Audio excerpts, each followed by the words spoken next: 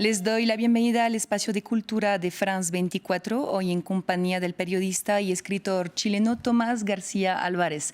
En vísperas de la primera vuelta de las elecciones presidenciales en Chile, con la relativización política de la dictadura de Augusto Pinochet como parte de la campaña, vamos a conversar con él de su segundo libro, Todo lo que tenías que hacer, el resultado de una extensa investigación que le permitió retratar a algunas ayudistas, esas mujeres anónimas, discretas por supervivencia, que arriesgaron su vida protegiendo a perseguidos y luchando contra la dictadura. Tomás, muchas gracias por compartir este momento con nosotros en France 24. Muchas gracias a ustedes por esta posibilidad de conversar. ¿Nos podrías contar primero cómo llegaste a este tema de las mujeres ayudistas y qué te hizo tomar la decisión de dedicarles un libro? Habían investigaciones que yo había desarrollado antes en relación precisamente a la dictadura, particularmente una que es la historia de Ricardo Palma Salamanca, un militante de una agrupación que durante esos años tomó las armas para defenderse y buscar luchar en contra de la dictadura. Y es así que las personas a las que yo entrevisté para este libro me dieron cuenta de que había mujeres que, sin saber necesariamente quiénes eran, habían colaborado con los partidos para poder salvar a personas que eran perseguidas, ocultar a otras que habían salido de las cárceles detenidas y que habían cumplido otras tareas, por ejemplo, sacando a las personas, como ya decía, perseguidas de Chile a otros lugares del mundo. Me pareció muy atractiva esta tarea particular porque se da desde el anonimato, en la clandestinidad y porque pone por sobre todas las cosas la humanidad, ese contacto con el otro y la necesidad de que la otra persona esté bien. Más allá quizás de las banderas políticas que obviamente está nutrida la lucha en contra de la dictadura, estas mujeres eran movilizadas por ese sentimiento de sobrecogimiento, de conexión y, y de convicción, de luchar en contra de la cultura de la muerte, salvando a las personas que se estaban enfrentando precisamente a la maquinaria de exterminio que existía en ese momento en el país. Y ya existían textos, investigaciones sobre esas mujeres, que se sabía de ellas, que se enseña de ellas en Chile. Bueno, precisamente muy poco, porque el rol ha sido un tanto invisibilizado, pero lo interesante es que a mí me interesa recoger este concepto y que yo también voy un poco desmembrando a lo largo del libro, porque hay muchas mujeres que contaban sus historias en el grupo más íntimo, la familia lo sabía, y eso me di cuenta de ello cuando publiqué el libro, porque a través de las interacciones en entrevistas o las presentaciones del libro, incluso en las redes sociales, muchas personas me comentaban que sus abuelas, sus madres, sus tías habían escondido a personas, por ejemplo, o que habían ayudado entregando alimento, entregando ropa para que estas personas pudieran sobrevivir, pudieran pasar inadvertidas también en un momento en la que eran perseguidas.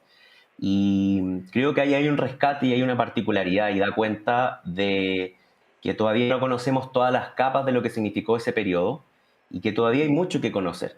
Justamente esa iba a ser mi siguiente pregunta. ¿Cómo ha sido la recepción de este libro dentro de Chile? ¿Sentiste mucha sorpresa alrededor del tema de personas aprendiendo más alrededor de esas ayudistas? ¿O sentiste también que se estaban construyendo aún más redes, que pues justamente esas redes también de las cuales hablas muy bien en el libro? ¿Sentiste que este libro te puso en contacto con aún más personas que participaron en esas acciones? Sí, sin duda. Y como ya te comentaba, ese recibimiento permitió a saber otras historias y de hecho saber que en mi propio entorno habían habido historias así que yo desconocía. Y creo que ese es uno de los mayores logros para mí, porque finalmente el libro que contiene esa historia a través de 5 crónicas, a través de este periodismo narrativo, amplifica, se transforma como en una excusa para seguir hablando de esto.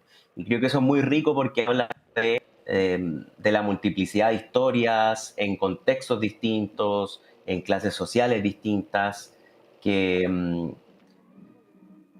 que funcionaron y que dieron cuenta como de ese momento político, de ese momento histórico.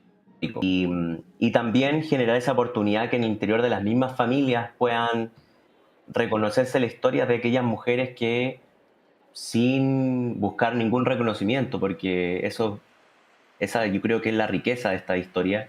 Por eso también el libro se llama así, todo lo que tenías que hacer, porque ahí no hay la necesidad de reconocerse como heroínas de un periodo político, sino de decir era lo que había que hacer, era donde tenía que estar. Bueno, Tomás, tuviste que cambiar el nombre de algunas personas que entrevistaste. ¿Por qué? ¿Cuáles son los riesgos hoy en día para esas personas? Hay algunas que todavía tienen una visión crítica quizás respecto a la democracia y respecto también a los pilares fundamentales que dejó la dictadura en el país. Eh, Algunas cosas tienen que ver con el modelo económico, pero para ellas principalmente tiene que ver con esta persecución que tuvieron que vivir, perdón, este temor, este miedo que se expresaba diariamente y que pese a vivir hoy día en democracia sienten que no se ha ido del todo. Y esa lectura de la realidad también conecta con lo que hoy día ocurre, con que hay una reproducción de discursos que pueden ser muy similares a los que se expresaban en esa época. Y yo creo que es el miedo, la imposibilidad de sentirse de libre del todo, pero también obviamente traumático que significa un periodo como ese. Hay una sombra que algunas de ellas todavía sienten que acecha sus vidas. Y de todas esas historias que cuentas en el libro, ¿cuál es la que más te ha marcado, la que de pronto a la cual estás pensando de vez en cuando y a la cual sí sigues pensando en tu vida cotidiana? Ujú. Bueno, hay muchas que puede conectar, pero hay una particularmente que creo que da cuenta precisamente de lo que yo busqué en un inicio, de mujeres que podían tener algún vínculo con la política, pero no necesariamente ejercían esta colaboración desde una militancia. Y es el caso de Soledad en Arica, que viviendo en una situación de mucha pobreza en una de las poblaciones, la población Miramar, mm, conoce a un joven uruguayo que no tenía ninguna vinculación política y que en una manifestación se lo llevan detenido y él vive la prisión política en Arica, con la posibilidad de pasar mucho tiempo encarcelado, y ella construye toda una coartada para poder sacarlo y luego que él pueda salir de Chile a Bolivia, de Bolivia a Uruguay y finalmente asentarse. Y también tengo mucho aprecio a esa historia porque en el ejercicio de la investigación y el periodismo pude encontrar a ese estudiante uruguayo y ellos pudieron finalmente encontrarse en Chile el año pasado.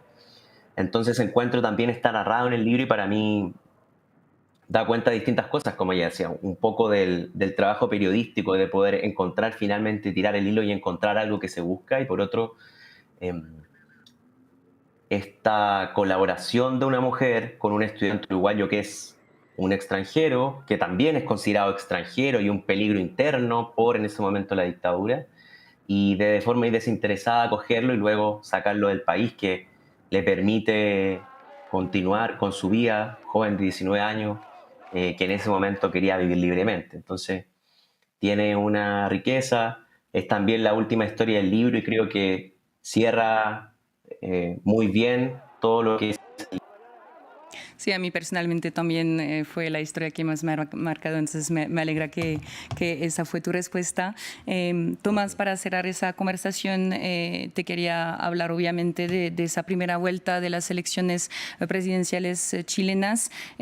Tú estabas mencionando también hace unos minutos que la derecha, la extrema derecha está a la puerta del poder. ¿Qué consecuencias podría tener esa llegada de un presidente así para el mundo de la cultura? Sí, efectivamente lo vemos con mucha preocupación, particularmente en temas como la cultura, la educación y otros derechos que se han ido estableciendo como pilares fundamentales de la democracia chilena desde el retorno de la democracia hasta la fecha. con más dificultades, con menos dificultades, como movilizaciones que han sido importantes para poder llegar a apuntar esos derechos. Y hoy día existe una amenaza de retroceso, eso, de recuperación de símbolos patrios que están muy conectados con el pinochetismo en el país. Y eso es un riesgo sin duda para el mundo de la cultura, como ya decía, eh, en un país en donde todavía el presupuesto de la nación no ha destinado los suficientemente recursos para poder seguir desarrollando cultura en el país. En este gobierno ha habido un esfuerzo, pero también desde los distintos gremios culturales hay una crítica de que no hay una, una política cultural desde el Estado que permita seguir reproduciendo textos como estos, obras de teatro, música, y que sobre todo el mundo de la cultura se sienta y vea enriquecido con esa cercanía, ¿cierto? Eh, la ultraderecha efectivamente hoy día está disputando un segundo lugar en la primera vuelta con José Antonio Caz, un ultraconservador, derechista, cercano a movimientos de derecha que son creyentes creadores de Pinochet, y eso es muy complejo. Yo creo que hoy día la democracia se afianza con más apertura al diálogo, con, como ya decía, cultura, educación, y no con discursos que son prohibitivos, que amenazan la libertad de expresión y que también ponen en riesgo la vida de muchas personas. Bueno, muchísimas gracias, Tomás, por este análisis, también por esta conversación. Obviamente aquí en France 24 vamos a estar cubriendo esta primera vuelta y también la segunda vuelta de esas elecciones presidenciales.